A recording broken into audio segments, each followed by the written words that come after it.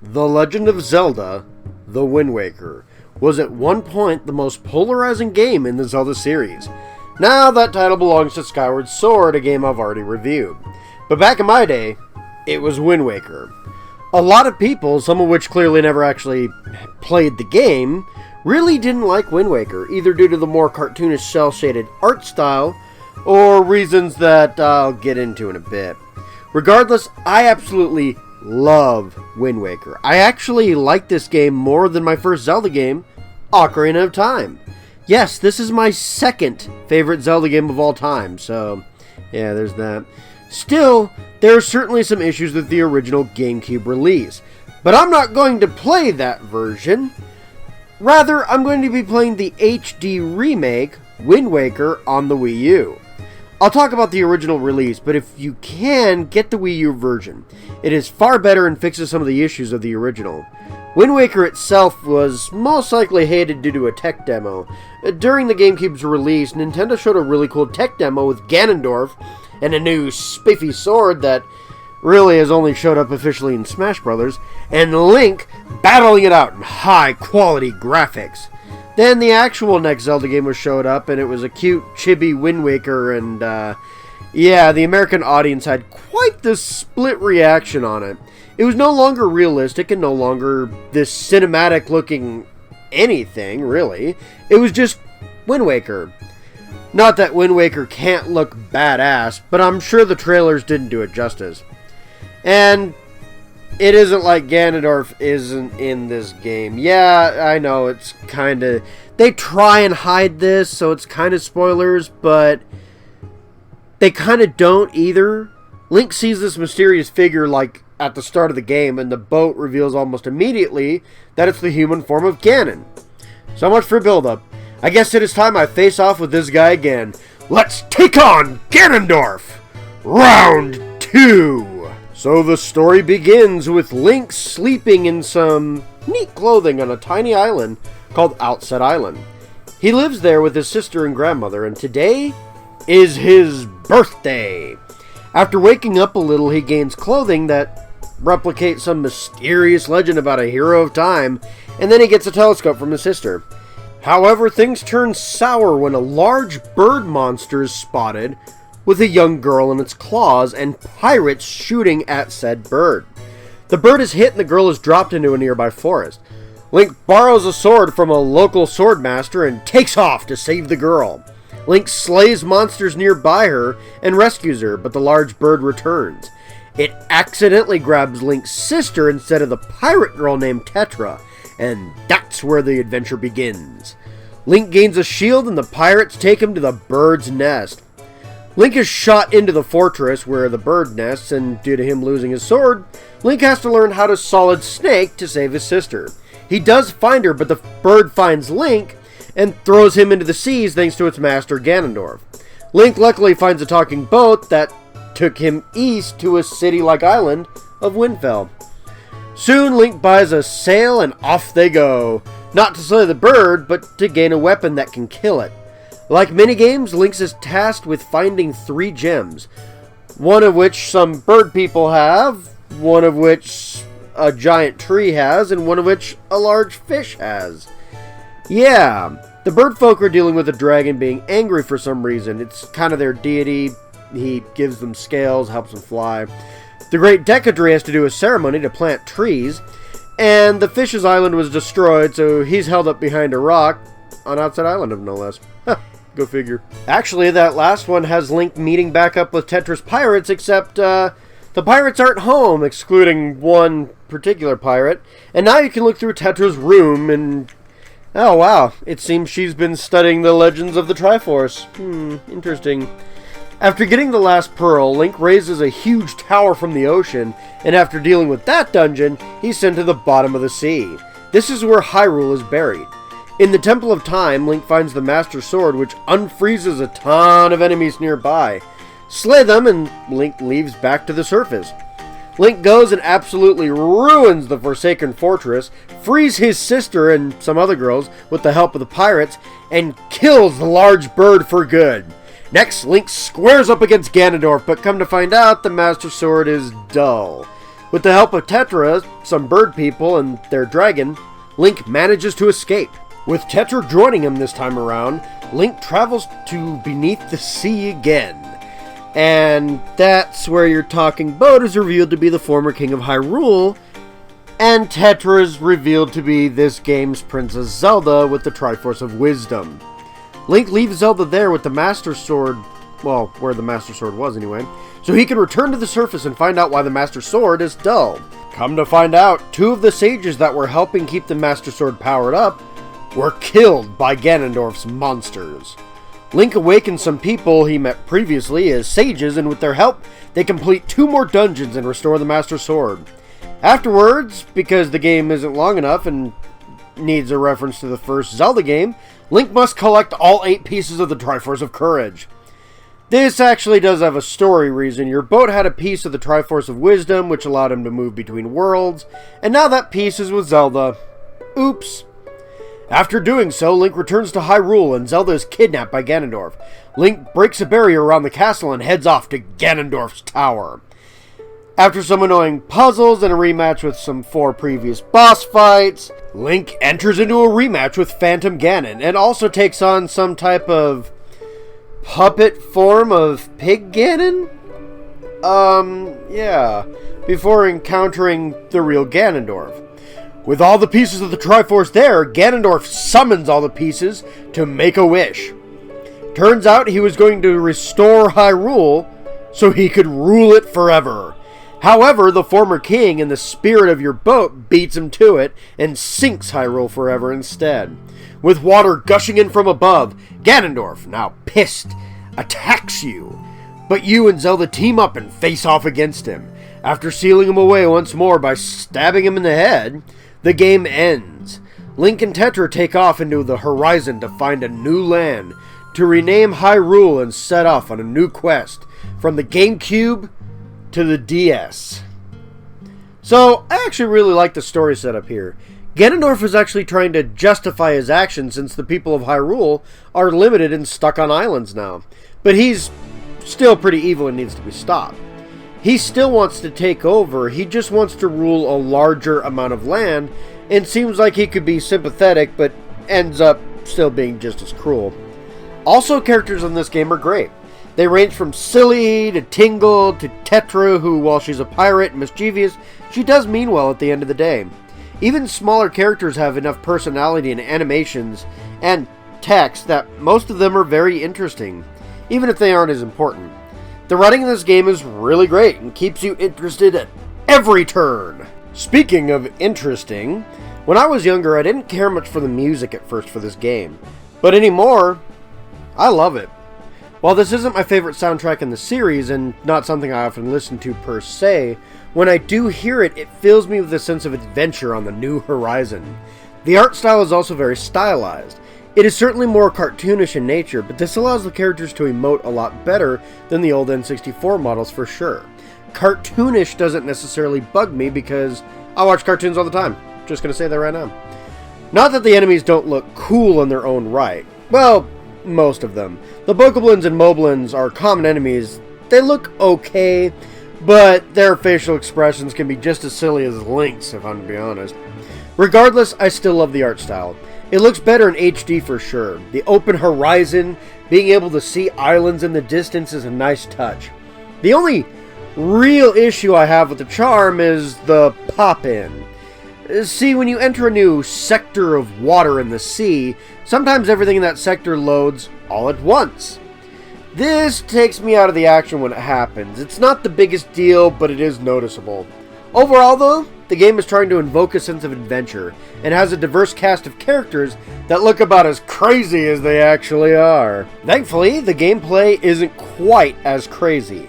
It's fairly similar to Ocarina of Time in concept, but the combat is fast and can be a bit frantic, but as long as you are patient, nothing will scratch you. Link has a larger set of movements, not unlike Ocarina of Time, just expanded. It isn't too different outside of one move. If your foe is about to attack in a certain manner, Link should be able to hit the action button at the last second to counter, doing massive damage. This is the best way to skewer these fire centipedes and deal with armored foes. It is super satisfying to pull off, too. Meanwhile, weapons work well in this game. Bombs are pretty much the same, the hookshot works fine, but some weapons have been upgraded. The boomerang can now hit 5 objects and is super useful for stunning and collecting items. Meanwhile, switching between regular, fire, ice, and light arrows was also made easier with the push of a button rather than having to equip them separately. Luckily, there's also a few new toys to play with as well. The skull hammer is just a hammer, and while useful in combat, I find the sword works just fine. Also, the sword is faster, the skull hammer is more powerful, but slower, you get the gist. The grappling hook allows you to swing around like Indiana Jones and steal items off of monsters, which is really fun and satisfying too. The boat mechanics are interesting as well. You can sail, use the grappling hook to dredge out treasure from the bottom of the ocean, or bust out a cannon with bombs and blow foes away. Last but not least, you can pick up weapons monsters drop.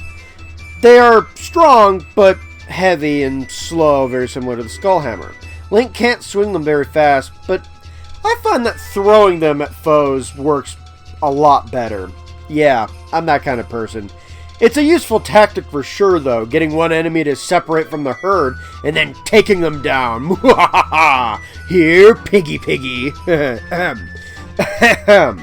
Regardless, I honestly feel this is excellent gameplay. The moves you can pull off, the attention to detail, everything here checks out. Now for the rough seas of this review. Look, the dungeons mostly feel natural, and outside of one dungeon, they're pretty good here. Most of the dungeons have a great mix of puzzles and combat, and the boss fights are actually really cool. Sure, Goma looks huge and imposing this time around, but he's still the first boss and really simple to take down. This Andross-looking robot isn't terribly tough, but looks cool with its fireball machine gun. The bosses look amazing, but they are fair. They aren't super easy, but they're challenging enough just like any other Zelda boss fight. The balance is really good. Now for the negative. One dungeon is a bit annoying. It has a lot of wind puzzles and needs the iron boots a lot, which thankfully are an item from the get-go this time around, but it can still be kind of annoying. You also need to control your partner a lot in this one too. Okay. In 2.5 of the dungeons, there's this mechanic where you have to play music to control your partner. In this game, you have to use the already slow Wind Waker to play a 4-note song to control your ally. HD kind of makes it faster by cutting the small cutscene out at the back of the, song. Look, there's a cutscene that plays after you play the song, but in HD, after the initial cutscene when you first play it, it doesn't play again as long as you continually use that song. Nice. Still annoying though when trying to move your partner, and you have to do this a lot with Makar, the little wood guy here. Still nice to have some basic playable characters outside of Link, but how to control them is still the worst. Traveling in the seas is also kind of bad. If you want to go a different direction, you have to stop and play a song to change the wind. Luckily, once again, the HD version has a fix for this too. The Swift Sail is here. After a little side questing, you can get this rather quickly. It changes the wind for you and has to go max speed in the water. So, that's cool. It isn't as fast as it could be, but that's still nice. Here's the main issue. Even at full speed, if you aren't stopping to explore nearby islands for treasure, you're probably not going to like this game regardless. Dragonroot, for example, is east of Windenfell. There's a small paw print island between these islands, as well as a few pirate platforms. Yeah, try saying that 5 times fast. Jeez Louise. If you don't stop at these locations, going through the sea may feel a bit drawn out. You are meant to stop here. If you don't, you may regret it. This gets worse the longer the distance between islands. I know they are optional, but the game is built with the idea of exploring these areas. If you're the type to do side quests after the main game, then you probably won't be very happy. Also, see these fish people? Talk to them often. Not only do they fill out your world map, they are also the keys to beating the game on your first run. Unless, of course, you just have a guide. After killing the bird who stole your sister, you end up at a roadblock. You can visit some temples marked on your map to figure out what happened with the Master Sword, but you can't get into them. Oops. If you don't talk to the fish guy, you don't know that there is an island that holds the key to this, almost like a mandatory side quest. Get to the island and you can't enter that either. Oops, wow. Talk to the nearby fish guy again, and you'll be directed to another island. Get to this island, and once more, you can't get in. See the tedium? Finally, this fish talks about riding the winds to get to this island. However, you may not understand this hint. If you haven't seen this red frog in a tornado near an island, you won't know to go to him. You have to hit him with arrows. Now he teaches you a song to fast travel, and once you can fast travel into the island, you can get the fire and ice arrows. Head back to the fire or ice island to get the needed item, and now you can enter one of the 2 dungeons. What the hell? After beating those dungeons, you need a side quest again to find the Triforce. Yep, a bunch of side quest type material to span out the full game. I get the game was rushed, and it would probably have been better if it got all the time it needed to be made. But this is what I have now. I will give a nod to the HD version again. Getting Triforce pieces is much easier. It used to be every Triforce piece was buried in the ocean. This isn't too bad of a setup, but the Triforce charts were special charts you have to get translated by Tingle. For about 400 rupees. Yeah, that's a lot of in-game money, isn't it? Since there are 8 pieces, that's a ton of money you have to collect. Hope you've been doing a lot of side quests and expanding your wallet. However, in the remake, most of the time you just end up finding Triforce pieces instead of a chart. But there's still a few, it's just a lot better. Still, this isn't even a great setup to begin with. Good dungeons and enemy designs as well as good boss fights, but man, there's just too many issues to ignore here. Sorry, I felt like I had to remind you that we were in level design. See, the actual secrets you can tackle that are optional are fun. Mostly busy work, but you can find treasure charts which show you a treasure that you can dredge up from the sea. These are easy to locate if you fill out your overworld map. You can also tackle island puzzles and challenges as well as a few minigames for more rewards. Money or pieces of heart are the big collectibles here, as well as the charts that I mentioned earlier. Even treasure charts will reward you with finding one of these 2 items normally. Other things you can find out in the sea are giant octopuses, or giant squids, I suppose. These giant squid-looking enemies look scary, and if you happen to drive your boat past a group of seagulls, beware. Killing them is easy enough, however, especially if you have the boomerang. They reward you with a bunch of things: money, piece of heart, magical upgrade. Very nice. You can also do small combat challenges in the form of submarines. One of these will give you a bottle. Nice. Since combat is super fun in this game, I don't mind these. Pirate platforms are also nice little combat challenges that often give you a bit of treasure, which is cool. Reef Islands have cannons to blow up for treasure and maps to secrets in the game. There's a trading side quest that doesn't upgrade your sword, but will get you a piece of heart and special armor in case things get dicey for you. Nice!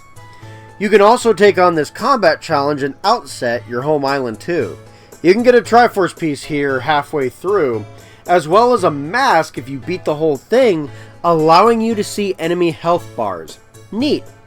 You can do some work for this teacher, gaining a piece of heart, and after that you can actually sell her joy pendants for a private oasis house. Cool! Explore this house and you can find a secret basement with a Triforce piece. Oh shit, this was mandatory. You know, it's hard to tell sometimes. You have an auction minigame where you can spend money and get treasure through outbidding other people, as well as a couple other games on Windfell and a few other islands. And last but not least, you can do a side quest involving a camera. Do enough and you get a camera that takes colored pictures. Take enough of these and you get figurines made of nearly every character model in the game, including boss fights. Awesome! There isn't much a reward for this, but viewing them is kind of nice. Something for everything. I'm sure the rewards aren't super original, there's a few helpful items, but mostly money and heart pieces. That isn't bad, however, and most of the side quests are fun to come across, so that kind of makes up for it. In closing, the game does seem really good. Great story, world building and characters, fantastic music and stylized art style, allowing for great expressions. Gameplay is one of the best for 3D Zelda games in my opinion. So far, anyway. And secrets are satisfying and useful, although it is busy work to build health and rupee count. The worst part is the level design. None of the islands and dungeons are all that bad, in fact, most of them are really good. It's just the setup that's problematic, as well as the Great Sea, that is the biggest issue, and it's the biggest part of the game, unfortunately. With all that, I think I'll give the game an 8 out of 10. The game is great, and I do highly recommend it. Especially if you go after side quests while playing the main game. But with that said, I think I've ranted long enough. The next Zelda game that I'll be taking on will be a direct sequel to Wind Waker, The Phantom Hourglass. I haven't honestly played Phantom Hourglass until now, so this should be interesting. But this won't be my next review. Until next time, my minions, take care. My